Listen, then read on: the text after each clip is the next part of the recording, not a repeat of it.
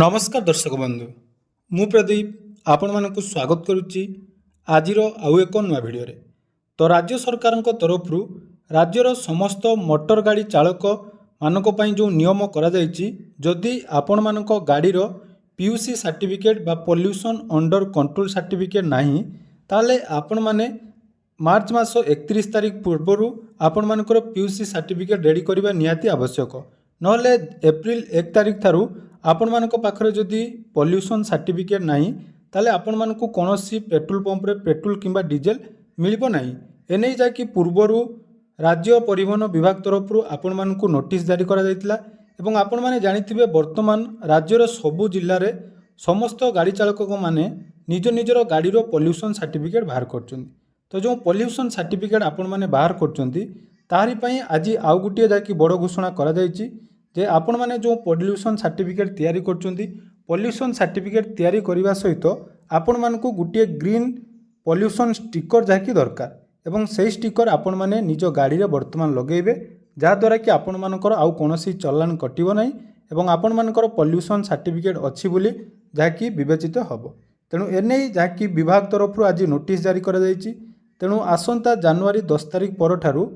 राज्यर समस्त RTO office रे वर्तमान जाकि पोल्यूशन सर्टिफिकेट बाबद रे आपण मानकु गुटिए गुटिए ग्रीन स्टिकर प्रदान करा जिवो तो सेही ग्रीन स्टिकर आपण माने कोउठी पाइबे एवं सेही ग्रीन स्टिकर पाइया पई हेले आपण मानकु कोन करिया पई पड़िबो आसंतु से विषय रे किछि इंपोर्टेंट अपडेट जानिबा ता पूर्वरु जदि चैनल को प्रथम दर विजिट करचंदी वीडियो को लाइक करिवे चैनल को सब्सक्राइब करबा सहित पाखरे थिबा बेल आइकन को क्लिक करी ऑल सेट कर देबे तो देखो दीर्घ दिन धरी जो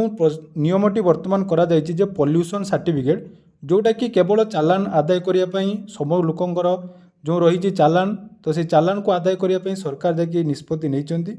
एवं आपण माने जते बेले पोल्यूशन सर्टिफिकेट करूचंती तो सब लंबा लाइन वर्तमान दउतले ठीक सही भली पुनी थरे आपण माने पोल्यूशन सर्टिफिकेट करिथिले वर्तमान निजर आरटीओ ऑफिस को जाई आपण मानकर पोल्यूशन सर्टिफिकेट रो ग्रीन स्टिकर कलेक्ट करिवे एवं आसंता जनवरी 10 तारिख ठारू एही कार्यक्रम आरंभ होबो तेणु एनै जाकि परिवहन विभाग तरफ आज नोटिस जारी करा जायछि या सहित जो ग्रीन स्टिकर आपण मानकु मिलिबो सेटा कोन सेतिरे कोन कोन अपडेट आपण माने पाई परिबे आसंतु ताकु नै आउ किछि इंपोर्टेंट अपडेट जानिबा तो देखि पारतुबे स्क्रीन ले आपण मानक रहिछि एटा हमर government of Odisha transport department तरफ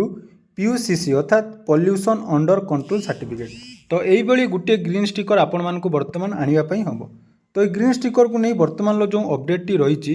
जे आपण माने निज गाड़ी रे ए ग्रीन स्टिकर लगिबा निहाती आवश्यक तो ओडिशा सरकार हेवी व्हीकल रो पोल्यूशन अंडर कंट्रोल सर्टिफिकेट बा पीयूसीसी वैध थिबा देखैबा पई वर्तमान ग्रीन स्टिकर प्रचलन करिसेंती यह एक विजुअल इंडिकेटर भाव में काम करिवो अर्थात आपण मानक गाड़ी रे जोटा कि एटा लागिवो जहा द्वारा कि पुलिस किंबा जो माने रहिचंती ऑफिसर आपण मानकर चेकिंग करबा समय सहजरे से माने जानि परिबे जे आपण मानकर पीयूसी वर्तमान वैध अछि तेणु ग्रीन स्ट्राइकर जोटा कि आपण मानकर करा जायछि आसंता जनवरी 10 2026 रु राज्यव्यापी यार रोल आउट होबो तेणु जो माने आपण मानकर इलेक्ट्रिक व्हीकल बाद आपण माने जदि कोनोसी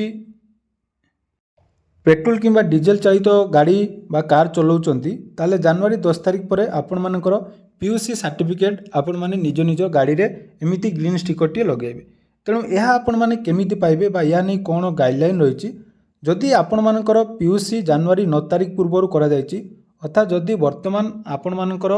पोल्यूशन अंडर सर्टिफिकेट बा पोल्यूशन अंडर कंट्रोल सर्टिफिकेट जोटा सेटा आपण माने बनै सारिचंती ताहले आपण माने निजर आरटीओ ऑफिस बा रीजनल ट्रांसपोर्ट ऑफिस को जाई स्पेशल काउंटर ए स्टिकर नेबे अर्थात जनवरी 9 तारिख पूर्व जो मानकर करा जाउची बा जो माने करूचंती आपण मानकर पोल्यूशन जदि सर्टिफिकेट आपण माने क्रिएट कर देचंती ताले 10 तारिख पर ठारू आपण माने निज निजर आरटीओ ऑफिस को जाई ए ग्रीन स्टिकर कलेक्ट करिवे ता सहित जदि आपण मानकर जनवरी 10 तारिख पर आपण माने निज निज गाड़ी रो पोल्यूशन सर्टिफिकेट बाहर करचंती ताले जो ठारे आपण माने टेस्टिंग सेंटर रहिची सेउटू आपण मानकु जाकि गाड़ी टेस्टिंग करबा समय बा पोल्यूशन टेस्टिंग करबा समय सेठी आपण माने ऑटोमेटिक पाई जिवे अर्थात जदि आपण माने 10 तारिख पूर्व कर दैचंती ताले आपण मानकु आरटीओ ऑफिस रु ऑफलाइन ले कलेक्ट करिया पई पड़िबो एवं 10 तारिख पर जदि आपण माने पोल्यूशन सर्टिफिकेट बाहर करचंती ताले जोटी आपण माने पोल्यूशन सर्टिफिकेट बाहर करिवे सेठी आपण मानकु ए ग्रीन स्टिकर मिलि जिवो ତେଣୁ ଏ ଗ୍ରୀନ୍ ଷ୍ଟିକର ଯେଉଁଟା ଆପଣମାନେ ପାଇବେ ଏହାକୁ ପାଇବା ପାଇଁ ହେଲେ ଆପଣମାନଙ୍କୁ କୌଣସି ଚାର୍ଜ ବା ଆପଣମାନଙ୍କୁ ଟଙ୍କା ଦେବା ପାଇଁ ପଡ଼ିବନି। ଏଇଟା ଫ୍ରି ଅଫ୍ କଷ୍ଟରେ ଆପଣମାନେ ପାଇପାରିବେ। ତ ତାପରେ ବି ଆପଣମାନଙ୍କ ପ୍ରଶ୍ନ ରହିଛି ଯେ ଗ୍ରୀନ୍ ଷ୍ଟିକର ଲଗାଇବା ବାଧ୍ୟତାମୂଳକ କି ନୁହେଁ। ଦେଖନ୍ତୁ ଏଇଟା ଆପଣମାନଙ୍କର ସମସ୍ତଙ୍କ ପାଇଁ ଯେଉଁଟାକି ମ୍ୟାଣ୍ଡେଟୋରି ନୁହେଁ, ଏହା କେବଳ ସହଜ ପରିଚୟ ପତ୍ର। ତେଣୁ ଯଦି ଆପଣମାନଙ୍କ ପାଖରେ ଷ୍ଟିକର ନାହିଁ ବା ଆପଣମାନେ କ'ଣ ଦେଖାଇ ପାରିବେ ନା ନିଜର PUC ବା ପଲ୍ୟୁସନ୍ ଅଣ୍ଡର କଣ୍ଟ୍ରୋଲ ସାର୍ଟିଫିକେଟ୍ ଯେଉଁଟା ରହିଛି ତା'ର ହାର୍ଡ଼ କପି କିମ୍ବା ମୋବାଇଲରେ ଆପଣମାନଙ୍କର ଫଟୋ ଅଛି ତାହେଲେ ସେଇଟା ମଧ୍ୟ ଦେଖାଇ ଦେଲେ ଆପଣମାନଙ୍କର ଫାଇନ୍ ଲାଗିବ ନାହିଁ। କିନ୍ତୁ ସବୁଠାରୁ ବଡ଼ କଥା ହେଲା ଆପଣମାନଙ୍କ ଗାଡ଼ିରେ ଲଗାଇଦେବା ସବୁଠୁ ବେଷ୍ଟ, କାରଣ ବର୍ତ୍ତମାନ ଚାଲାଣ ଯେଉଁଟାକି CCTVରେ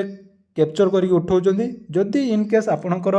ସେ ଷ୍ଟିକରଟି ନାହିଁ ତ ହୁଏତ ଆପଣମାନଙ୍କୁ ଚାଲାଣ ଲାଗିପାରେ। ତେଣୁ ସବୁଠୁ ବେଷ୍ଟ ଆପଣମାନେ ନିଜର ଗାଡ଼ିରେ ଏହି ଷ୍ଟିକର ଲଗାଇ ଦିଅନ୍ତୁ, କାରଣ ବର୍ତ୍ତମାନ ଗୋଟିଏ ନିୟମ, ହୁଏତ ପରବର୍ତ୍ତୀ ସମୟରେ ଏହି ନିୟମଟି ପୁଣି ଆଉ ଥରେ ହେଇପାରେ। ତେଣୁ ଆପଣମାନଙ୍କର ଯଦି PUC ସାର୍ଟିଫିକେଟ୍ ଅଛି, ଆପଣମାନଙ୍କର ପଲ୍ୟୁସନ୍ ସାର୍ଟିଫିକେଟ୍ ବାହାର କରୁଛନ୍ତି, ତାହେଲେ ଏହି ଷ୍ଟିକରଟି ମଧ୍ୟ ଆପଣମାନେ ଲଗାଇ ଦିଅନ୍ତୁ। ତ ଏଇ ଯେଉଁ ପଲ୍ୟୁସନ୍ ସାର୍ଟିଫିକେଟ୍ ଆପଣମାନଙ୍କର ବନେଇଲେ ବା ଏଇ ଯେଉଁ ଷ୍ଟିକରଟି ଆପଣମାନଙ୍କୁ ମିଳୁଛି, ଏହି ଷ୍ଟିକରରେ ଆପଣମାନଙ୍କର କ'ଣ କ'ଣ ଥାଏ? ଦେଖନ୍ତୁ ଏଇ ଯେଉଁ ଷ୍ଟିକରଟି ଆପଣମାନଙ୍କର ରହିବ ଏଥିରେ ଆପଣମାନଙ୍କର ଭେହିକିଲ୍ ନମ୍ବର ବା ଯେଉଁଟାକି RC ନମ୍ବର ରହିବ। ତାପରେ ଆପଣମାନଙ୍କର PUC ବା ପଲ୍ୟୁସନ୍ ଅଣ୍ଡର କଣ୍ଟ୍ରୋଲର କେତେ ତାରିଖର ବୈଧତା ରହିଛି ଏବଂ କେଉଁ ଟେଷ୍ଟିଂ ସେଣ୍ଟରରେ ଆପଣମାନେ ଟେଷ୍ଟିଂ କରିଛନ୍ତି। ତାପରେ ଆପଣମାନଙ୍କର ସିରିଏଲ୍ ନମ୍ବର, ସିକ୍ୟୁରିଟି ଯେଉଁଟାକି ହୋଲୋଗ୍ରାମ, ଏମିତି ସବୁକିଛି ରହିବ। ଯେମିତିକି ମୁଁ ଆପଣମାନଙ୍କୁ ଗୋଟେ ଦେଖାଇ ଦେଉଛି, ଦେଖନ୍ତୁ ଏମିତି ଗୋଟେ ଆପଣମାନଙ୍କର ମିଳିବ ଯେଉଁଥିରେ ଆପଣମାନେ ଦେଖନ୍ତୁ ଗଭର୍ଣ୍ଣମେଣ୍ଟ ଅଫ୍ ଓଡ଼ିଶାର ଟ୍ରାନ୍ସପୋର୍ଟ ଡିପାର୍ଟମେଣ୍ଟ ତରଫରୁ ପଲ୍ୟୁସନ୍ ଅଣ୍ଡର କଣ୍ଟ୍ରୋଲ ସାର୍ଟିଫିକେଟ୍ ରହିଲା। ତାପରେ ଆପଣମାନଙ୍କର ଗାଡ଼ିର ନମ୍ବର, ତାପରେ ଆପଣମାନଙ୍କର ରହିଛି ଡେଟ୍ ଅଫ୍ ଭ୍ୟାଲିଡ଼ିଟି, ତାପରେ ଆପଣମାନେ କେଉଁ PUC ସେଣ୍ଟରରେ ଆପଣମାନେ କରିଛନ୍ତି ଏବଂ ଗୋଟିଏ କୋଡ଼୍ ଯାହାକି ଆପଣମାନଙ୍କର ରହିବ। ଏଇଟା ହେଉଛି ଆପଣମାନଙ୍କର ଗ୍ରୀନ୍ ଷ୍ଟିକର ଯେଉଁଟାକି ଆପଣମାନେ ନିଜ ଗାଡ଼ିରେ ଲଗାଇବେ। ତ ଗ୍ରୀନ୍ ଷ୍ଟିକର ଯଦି ଆପଣମାନେ ପାଇବା ପାଇଁ ଚାହୁଁଛନ୍ତି ତା ପାଇଁ ସର୍ବପ୍ରଥମେ ଆପଣମାନେ ନିଜର PUC ସାର୍ଟିଫିକେଟ୍ ବା ପଲ୍ୟୁସନ୍ ଅଣ୍ଡର କଣ୍ଟ୍ରୋଲ ସାର୍ଟିଫିକେଟ୍ ବନେଇଦେବା ନିହାତି ଆବଶ୍ୟକ। ତ ଯଦି ଆପଣମାନଙ୍କର ପଲ୍ୟୁସନ୍ ସାର୍ଟିଫିକେଟ୍ ବର୍ତ୍ତମାନ ନାହିଁ ତାହେଲେ ଆପଣମାନେ ନିଜର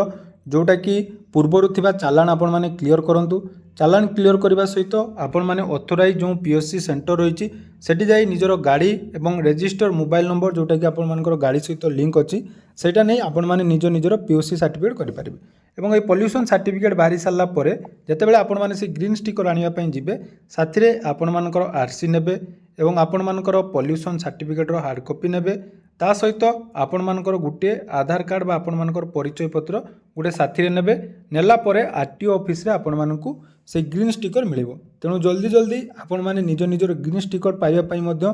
ରେଡ଼ି ହେଇଯାଆନ୍ତୁ। 10 ତାରିଖ ପରେ RTO ଅଫିସରେ ଯାଇ ଲମ୍ବା ଲାଇନ୍ରେ ଛିଡ଼ା ହୋଇ ଆପଣମାନେ ନିଜର ଗ୍ରୀନ୍ ଷ୍ଟିକରକୁ କଲେକ୍ଟ କରିନିଅନ୍ତୁ। ତେଣୁ ଯଦି ଭିଡ଼ିଓଟି ଆପଣମାନଙ୍କୁ ଇନଫର୍ମେଟିଭ୍ ଲାଗିଛି ତାହେଲେ ନିହାତି ଆପଣମାନଙ୍କର ମତାମତ ନିହାତି କମେଣ୍ଟ ସେକ୍ସନରେ ଜଣାଇବେ ଏବଂ ଆପଣମାନଙ୍କର ବର୍ତ୍ତମାନ ସୁଦ୍ଧା PUC ସାର୍ଟିଫିକେଟ୍ ବନେଇଛନ୍ତି କି ନାହିଁ କମେଣ୍ଟ ସେକ୍ସନରେ ଜଣାଇବେ।